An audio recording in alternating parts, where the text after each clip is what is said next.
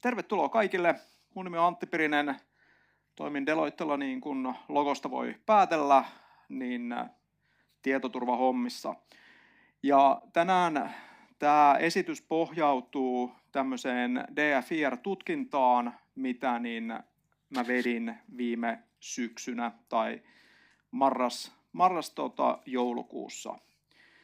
Ja lyhykäisyydessään pakollinen promokalvo, jotta niin esim. Henkilö ei liian pahasti suutu, että on taas hunningolla täällä, mutta Deloitte on siis yksi näistä Big Four-yhtiöistä, tehdään konsultointia,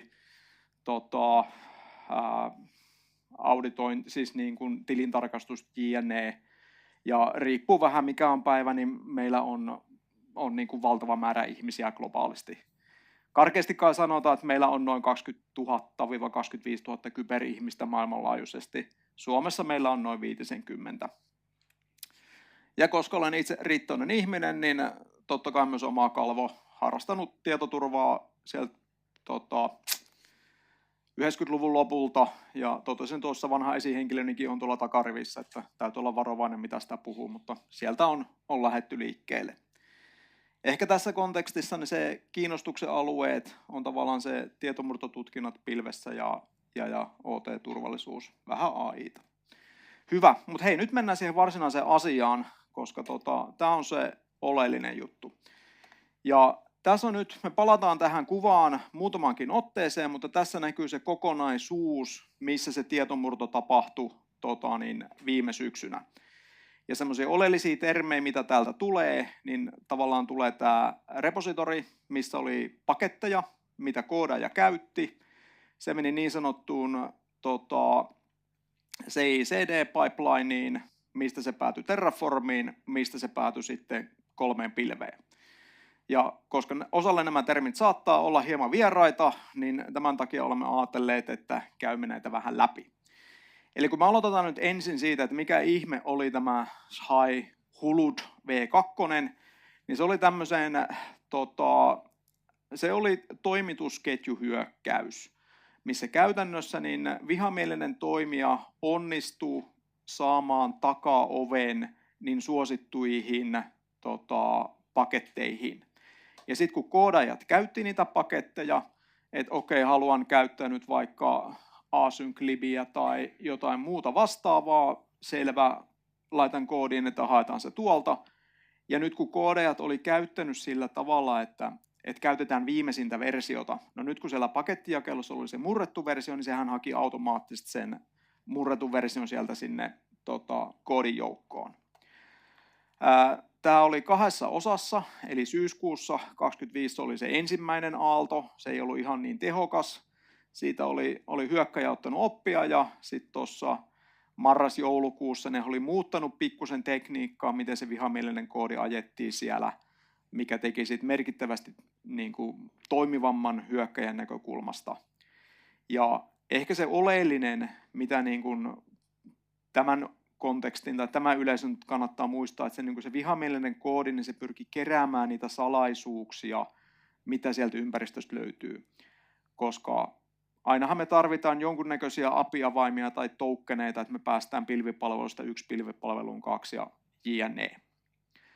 No sitten se seuraava maaginen termi, mikä oli tämä CI/CD, Continuous Integration, Continuous Delivery tai Deployment, riippuu nyt vähän keltä kysyy, mutta se mitä se käytännössä noin niin kuin hyvin ylätasolla tarkoittaa, niin ennen vanhaahan meidän koodikehitys oli sitä, että meillä oli se kaveri siinä tietokoneen ääressä, sitten se nakutti hirveätä vauhtia siihen koodia ja käänti sen siinä koneella itsellään ja sitten katsoi, että toimiiko se. Ja vanha sanontahan tuolla korkeakoulussa oli, että jos koodi kääntyy, se on virheetöntä ja se on valmista tuotantoa.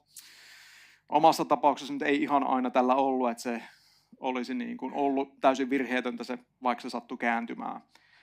Mutta että tämä CI/CD-pipeline on nimenomaan automatisoimaan sitä, että kun se koodaaja tekee sen koodin, sen jälkeen se käännetään, testataan, toimiiko se niin kuin se pitää, mahdollisesti tehdään security checkkejä, siihen ajetaan koodiskannereita, että onko täällä haavoittuvuuksia täällä koodissa, ja sen jälkeen sitten tehdään se tuotantopaketti, ja sitten se deployataan eteenpäin. Eli se tehostaa ihan valtavan paljon sitä kehitystä, että me saadaan automatisoitua niitä prosesseja ja samoin me pystytään simuloimaan isompia ympäristöjä, kun se on täysin koodia. No, tästä päästään sitten siihen seuraavaan termiin, mikä oli se terraformi, ja täällä ehkä se niin kuin iso muutos, mikä tulee ja mikä niin kuin rupeaa hiljalleen näkyä, on tämä niin sanottu infrastruktuurikoodina. Eli käytännössä tämä nyt on pikkasen pientä tämä näin, mutta tuossa on miten luodaan S3-buketti AWS:ään. Eli ylläpitäjien ei tarvitse enää mennä käyttöliittymän läpi kliksuttelemaan klik, klik, klik, klik, klik, klik, next, next, next, next, next, tyyppisesti niitä, vaan siitä tehdään konfiguraatiofaili, mitä me halutaan, pystytään skriptaamaan, että halutaanko me nyt 5 bukettia vai 700 bukettia, ja sen jälkeen se koodi ajetaan sitten esimerkiksi Terraformin läpi, ja sitten se luo niitä resursseja, oli se Azuressa tai AWS:ssä tai Googlessa tai jne. Ja tämähän tehostaa taas ihan valtavasti sitä niin kuin infrastruktuurihallintaa, ja tavallaan ideaalimaailmassa mehän voitaisiin sanoa, että meidän ei tarvitse niin kuin pätsätäkään enää, että me havaitaan, että meillä on heikkous jossain, no hitto viekö, korjataan se tänne koodiin, laitetaan uusi koodi tulille ja magiikka hoitaa sen, että meillä on täysin päivitetty ympäristö sen jälkeen sen koodin pohjalta. Sen sijaan, että joku menee taas omin pikkukätöisin RDP-yhteyden läpi ja apply patchia sinne. Mutta joo, no nyt tästä päästään sitten siihen meidän varsinaiseen skenaarioon. Eli käytännössä tässä tapauksessa niin, meillä oli niitä koodaajia, jotka koodas, heillä oli oma niin yksityinen GitHub-repositori, mihin he julkaisi sitä koodia. Ja sen jälkeen he käytti tämmöistä CodeFresh SaaS-palvelua, missä tämä CI tai CI/CD ehkä ennemminkin pipeline toimi. Ja nyt kun se koodaaja teki sen uuden version, julkaisi sen koodikirjastossa, sen jälkeen tämä laatikko niin kävi automaattisesti katsomassa, että aha, uutta koodia, otetaan ajoon. Konfiguraatiossa oli, että haetaan viimeiset versiot seuraavista kirjastoista. No niin, tämä laatikko meni tänne koodikirjastoon, missä oli se murrettu kirjasto, imasi sen tänne näin.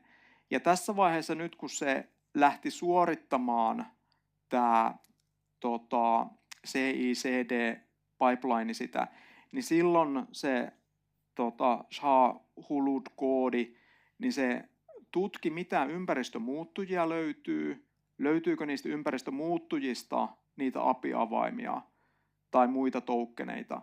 Ja kaikki tämmöiset se eksporttasi sitten uuteen GitHub-repositoriin, mikä oli julkisesti kenen tahansa luettavissa.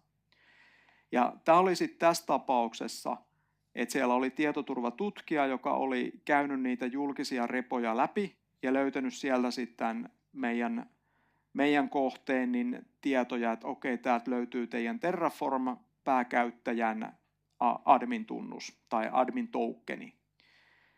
Ja tästä tuli niin kuin se, että nyt kun me menetettiin se pääkäyttäjätunnus täällä infrastruktuurikerroksessa, niin sehän tarkoittaa sitä, että se hyökkääjä pystyy muokkaamaan niitä kaikkia kuvaustiedostoja. Se olisi pahimmillaan voinut niin tuhota kaiken sen infrastruktuurin, mitä löytyy kaikista pilvipalveluista. Eli kun me on puhuttu näistä kiristyshaittaohjelmista, että ne on vaarallisia, hirveitä, kaikki on kryptattu. No, mä ehkä sanoisin, että tämä on ehkä niin kuin vielä pari napsua siitä pahempi, että tässä ei edes kryptata mitään, vaan tässä häviää kaikki. Että se impakti on ihan valtava. Ja nyt, mikä tässä tapauksessa teki tästä hankalan, meillä ei ollut logia käytössä täältä CodeFreshistä, me ei tiedetä sitä, että mitä täällä on tapahtunut. Me nähtiin sieltä, että nämä kirjastot on haettu, ne on ollut ajossa, mutta se oli se, mitä me nähtiin. Meillä ei ollut minkäänlaista logia täällä Terraform Cloudista, mikä olisi kertonut, että onko joku vihamielinen kirjautunut sinne sillä admin tokenilla. Onko joku vihamielinen tehnyt muutoksia niihin kirjastoihin, millä tätä infrastruktuuria näissä pilvipalveluissa hallitaan. täällä oli mahdollista saada logia, mutta organisaatio oli tehnyt sen päätöksen, että se oli liian kallista hakea sitä logia sieltä keskitettyä valvontaa. No, silloin kun se päätös on tehty, niin se on varmaan ollut liian kallista, mutta kyllä tästä käytiin aika kalliiden henkilöiden kanssa keskustelua, että olikohan tämä muuten nyt ihan hyvä ratkaisu sitten loppujen lopuksi. Mutta se on aina tätä tasapainoilua siitä, että kuinka paljon on järkevä tuoda sitä logia sieltä ulos versus se kustannus. Ja sen verran, että kun mä teen niin ikään niin kuin tietoturvan valvomo-suunnittelua, sokkisuunnittelua, niin ideaalitilanteessa mä keräisin joka paikasta kaiken, koska silloin niin kun mä saisin sen täydellisen näkyvyyden joka paikkaan, että mitä on tapahtunut, kuka on tehnyt missäkin milloin, mutta silloin se hintalappu. Ja se ei ole niin yksinkertaista tavallaan, että me tuotaisiin kaikki, koska näitä pahuksen reaalimaailman muuttujia on niin kuin se hinta esimerkiksi.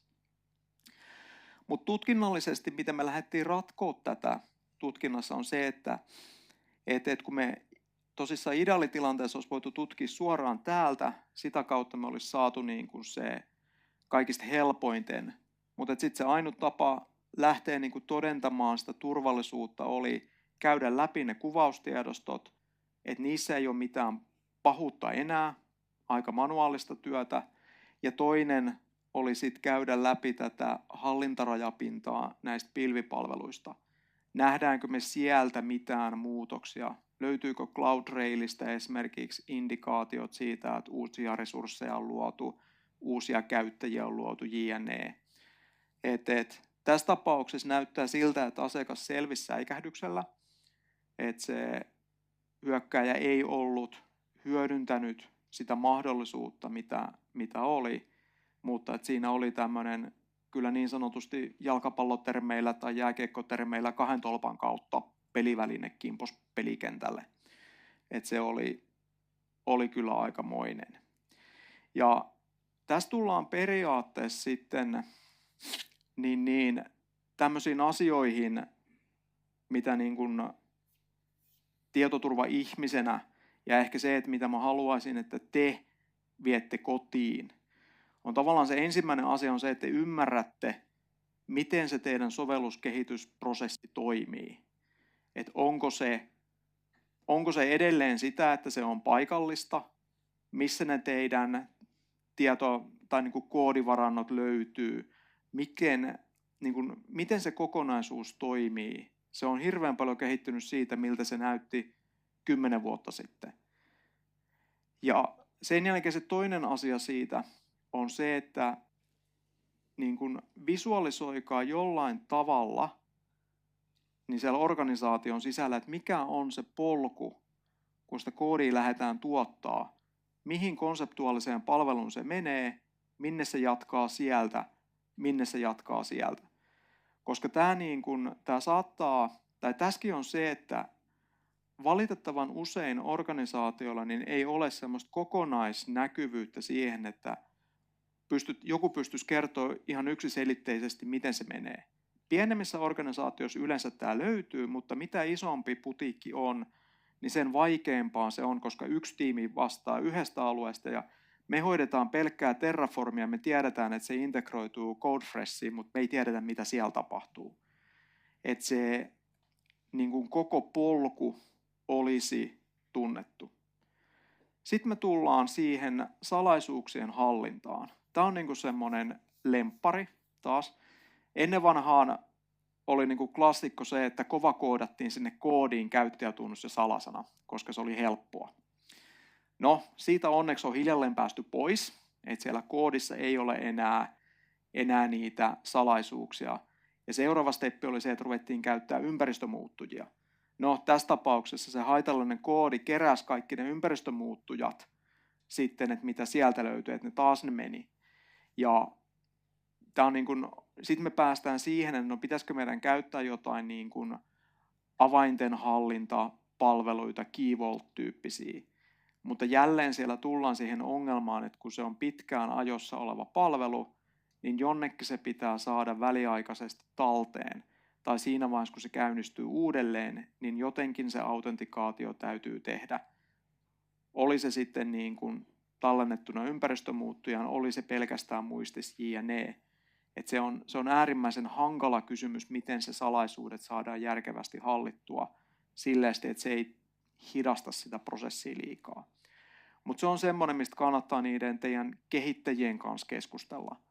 Miten me hallitsemme salaisuuksia ja ennen kaikkea se, että missä ne on, koska siitä te pääsette tähän näin, että kun te ymmärrätte, missä niitä salaisuuksia on, niin te pystytte määrittämään sen suunnitelman siitä, että jos me joudutaan päivittämään niitä salaisuuksia, niin miten me se tehdään?